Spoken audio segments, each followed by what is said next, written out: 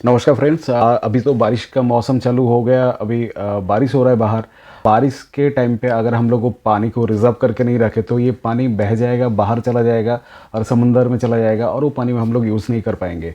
तो अभी जो मानसून टाइम है उस टाइम में क्या होता है, बारिश का पानी जो है हर डैम में हम लोग उसको स्टोर करके रख देते हैं। स्टोर करके रख देते हैं बोलकर हम लोग पूरा साल हम लोग पानी पी सकते हैं, पानी के यूज़ कर सकता है। 365 डेज हम लोग को पानी, जो जमा हुआ पानी पूरा मुंबई को, महाराष्ट्र को पानी देता है।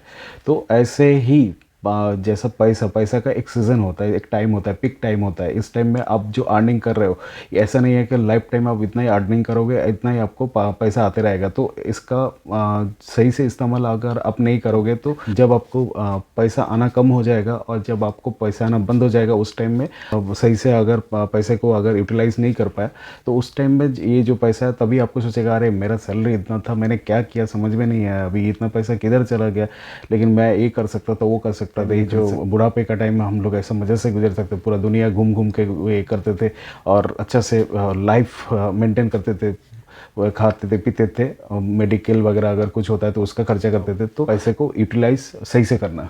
पानी की तरह पैसा भी पानी जैसा एक बार बह गया, समुंदर में चला गया, उस पानी को फिर दोबारा लाके उसको ड्रिंकेबल करना और यूज़ करना वो बहुत टफ होता है, वो होना मुश्किल ही है।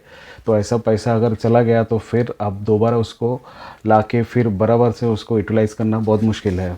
टाइम चला गया, आपका पैसा चला गया तो फिर अभी बाद में आप नहीं कर पाओगे। पानी जैसा हम लोग का हर जगह पे डैम बना के उसको स्टोर करके रख देते हैं। उसको अगर नेक्स्ट ईयर अगर बारिश नहीं आया तो नेक्स्ट ईयर भी हम लोग को पानी से पूरा सिटी का, पूरा स्टेट का हम लोग यूटिलाइज कर सकते हैं। तो ऐसा इसीलिए हम लोग अलग अलग डैम तैयार करके रख देते हैं कि वो पानी स्टोर रहे।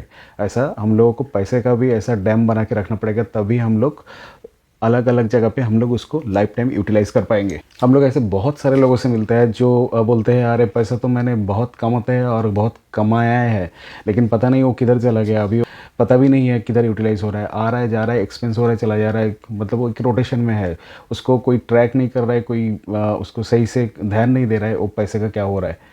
तो ऐसा भी पानी की तरह होता है, अगर हम लोग उसको बराबर से दिशा नहीं देगा तो पानी की तरह पैसा भी अपना दिशा चुन के वो चला जाएगा, निकल जाएगा।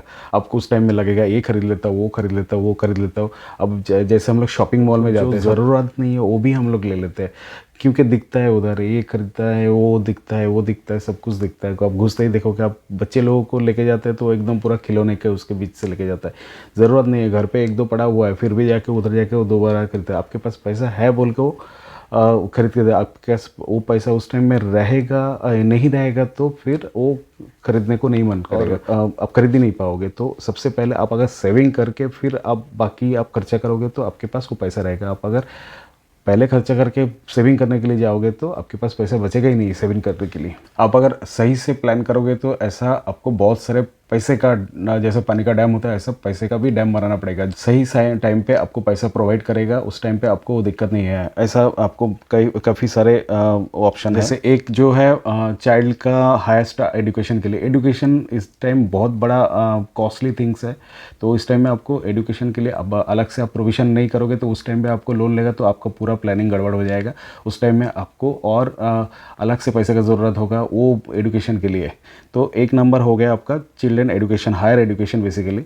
नेक्स्ट जो है चिल्ड्रन मैरिज। मैरिज एक ऐसा खर्चे वाला चीज़ है, सामाजिकता रहता है इसमें, आपको सोशल एक लाइफ जीना पड़ता है जिसके लिए आपको वो अब बच्चे का शादी के लिए एक खर्चा होता ही है इंडिया में, तो उसके लिए भी एक बहुत बड़ा कॉर्पस लगता है, तो जिसके लिए आप पहले से प्रोविज़न कर सकते हो। तीसरा है फिनेंशियल सिक्योरिटी। फिनेंशियल सिक्योरिटी इसके लिए क्योंकि आपका इन केस ऑफ कुछ ज़्यादा मेडिकल इमरजेंसी आ गया और कुछ हो गया, कुछ झटके से बहुत बड़ा कुछ सिचुएशन आ गया जिसके लिए आपको बहुत पैसा खर्चा करना पड़ा, जैसे कोरोना का टाइम है, तो उस टाइम में आपका अगर पैसा नहीं है तो बहुत ख़राब सिचुएशन होता था। आपका बहुत अनसर्टेन चीज़ें होता है जो जिसके लिए आपको पैसे की ज़रूरत है, जिसके लिए आपको एक फैमिली फाइनेंशियल सिक्योरिटी चाहिए। चौथा हो गया आपका फैमिली वेल्थ क्रिएशन। फैमिली का वेल्थ के लिए आपके घर का जो मतलब इन फ्यूचर अगर कुछ प्लानिंग है, आप बाद में यूरोप टूर करोगे और बाद में आपको कोई बड़ा कार खरीदना है और थोड़ा लेविश लाइफ जीना है, तो वो उसके लिए एक वेल्थ क्रिएशन के लिए भी आपको चाहिए। लाइफ तो अब हर टाइम ऐसे नहीं बीत सकते, तो उसके लिए आपको चाहिए। और चौथा हो गया, पांचवा हो गया पेंशन।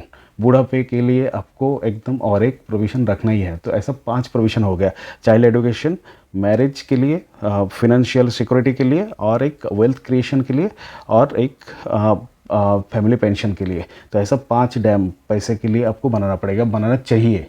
ये सबसे 3 तो आपको करना ही है, क्योंकि ये सारे सर्टेन है। सर्टेन मतलब आपको करना ही है, करना ही पड़ेगा, वो आएगा ही, तो उसको आप स्किप नहीं कर सकते हो। और उसके लिए आप सर्टेन थिंग में आपको इन्वेस्ट करना चाहिए, क्योंकि आप अनसर्टेनिटी जैसा शेयर मार्केट और एसआईपी म्यूचुअल फंड में आप डालोगे तो आपको पैसे का वो गारंटी नहीं रहेगा, कुछ हो सकता है, नहीं हो सकता है। जैसा चाइल्ड एजुकेशन, दूसरा मैरिज, तीसरा पेंशन। तो एजुकेशन अब ऐसा अनसर्टेन चीज़ नहीं है, आपको बच्चे को पढ़ाना ही है, तो पढ़ने के लिए आपको पैसे का ज़रूरत ही है। उसके लिए आप ऐसा म्यूचुअल फंड में पैसा डाल कर नहीं रख सकते हो।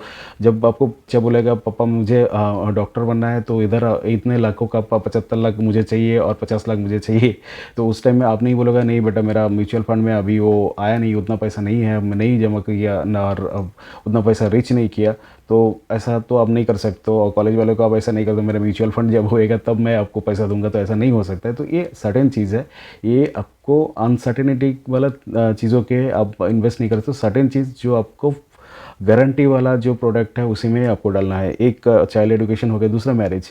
25 के बाद आपके बच्चे को कभी भी, बच्चे और बच्ची किसी को भी कभी भी मैरिज के लिए वो ऑप्शन है, और उसके लिए एक बहुत बड़ा खर्चा है इंडियंस के लिए। उसके लिए लोग लोन भी लेते हैं, शादी के लिए लोग लोन लेते हैं।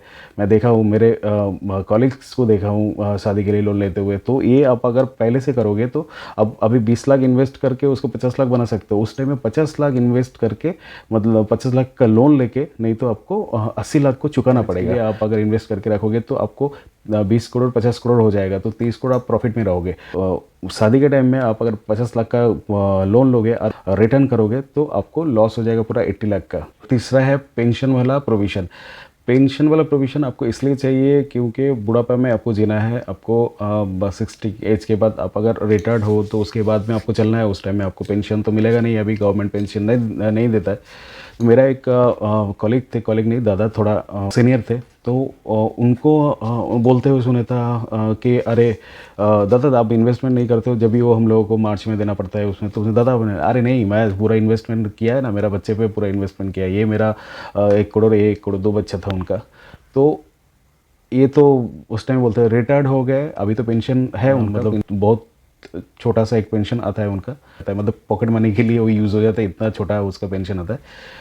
अभी उनका जो बेटे के लिए उन्होंने भरोसा करके ये मेरा इन्वेस्टमेंट, वो भी इन्वेस्टमेंट है। एक बेटा चला गया यूएस में, दूसरा बेटा दूसरे सिटी में है इंडिया में। अभी उधर देखने के लिए भी कोई नहीं है और इतना ज़्यादा ध्यान भी नहीं देते। ऐसा है, बोले पापा आप तो ज़िंदगी भर जॉब किए हो, तो आपके पास भी तो पैसा होगा, तो आप उसको यूज़ करो, बाद में हम लोग देख लेंगे। तो इस टाइप का है, तो ऐसा ना हो, तो उसके लिए पेंशन वाला प्रोविज़न रखना भी बहुत ज़रूरी है। तो इसी के लिए सर्टेन गोल्स के लिए सर्टेन इन्वेस्टमेंट करना ज़रूरी है। अनसर्टेन नहीं है, सर्टेन मतलब आपको अनसर्टेनिटी के ऊपर आप इन्वेस्ट करते हो, आपको गारंटेड रिटर्न चाहिए कि हाँ भाई इतना मुझे बच्चे का एजुकेशन के लिए इतना पैसा चाहिए, बच्चे का मैरिज के लिए इतना पैसा चाहिए, और पेंशन के लिए मुझे जो 20-25 साल उसके बाद 100 साल तक हम जीऊँगा, उसके लिए एक प्रोविज़न। ये 3 प्रोविज़न तो होना ही चाहिए।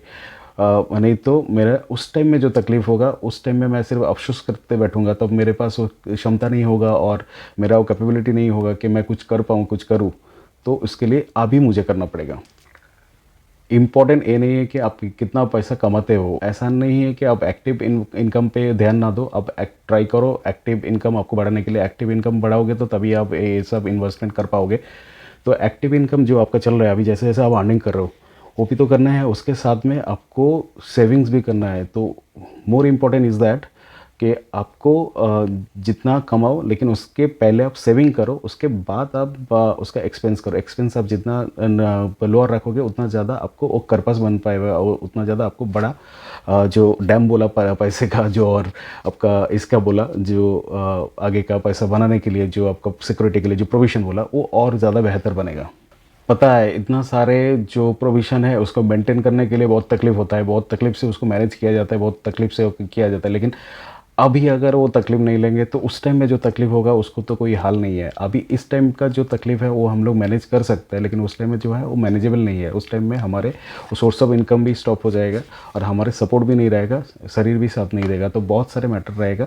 उसके लिए आपको प्रोविज़न अभी से करना है। अब ऐसा सोचो कि उस टाइम में मेरा रिलेटिव है, मेरे पापा का है, भाई का है, इसका है, तो वो होने का चांसेस बहुत कम है। जब टाइम आता है तब ऐसा ऐसा लोग चाहते हुए भी कर नहीं पाएगा, क्योंकि सबका खुद का फैमिली रहता है, उसका इन्वेस्टमेंट रहता है, जिसका जितना अर्निंग होता है उस हिसाब से उसका खर्चा भी रहता है। कोई ऐसा करके नहीं रख सकता है। तो वो सगा मुझे साथ नहीं दिया, ये साथ नहीं दिया, तो वो होता नहीं है। बेसिकली उन लोगों का भी वो मैनेज करना पड़ता है उसके लिए। तो उसके लिए खुद के ऊपर अब भरोसा करके खुद का ही जो है प्रोविज़न आपको रखना है। ऐसा ज़रूरी नहीं है कि आज के दिन हमको पूरा करना है, तो ऐसा हो सकता है कि स्टेप अप जो सबसे ज़्यादा अर्जेंट है उसको पहले करेंगे, फिर उसके बाद वाला, फिर नेक्स्ट वाला। तो मैंने जब खुद का किया तो बहुत ज़्यादा तकलीफ़ हुआ, तकलीफ़ चालू है।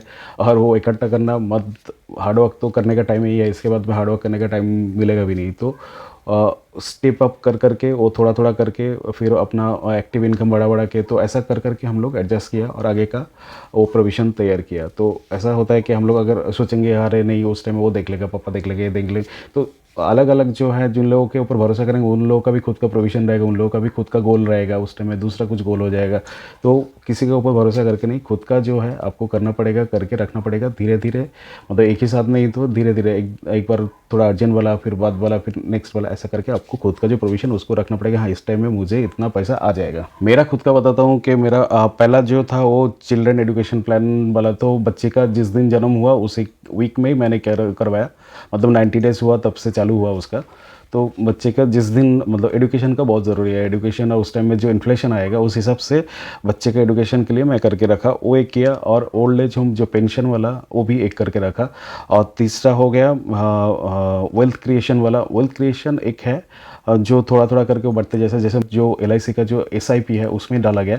और चौथा जो है अपना टर्म प्लान मतलब इन केस ऑफ डेथ जो वाला है वो एक करके रखा। तो ये जो है 4-5 मैं करके दिया। चिल्ड्रन मैरिज वाला जो वो ऐसा मैंने नहीं किया, मेरे खुद का मैं बता रहा हूँ, मैंने नहीं किया। तो अगर बच्चे को काबिल बनाऊंगा वो तो खुद के लिए कर लेगी, ऐसा वाला तो मेरा सोच है। तो ऑब्वियसली इसका नेक्स्ट स्टेप मेरा जो रहेगा उसी का ही रहेगा। तो ऐसा करके जो डैम बनाने का प्रक्रिया है वो मेरा चालू हो गया। आपका हुआ क्या, आप चेक करो।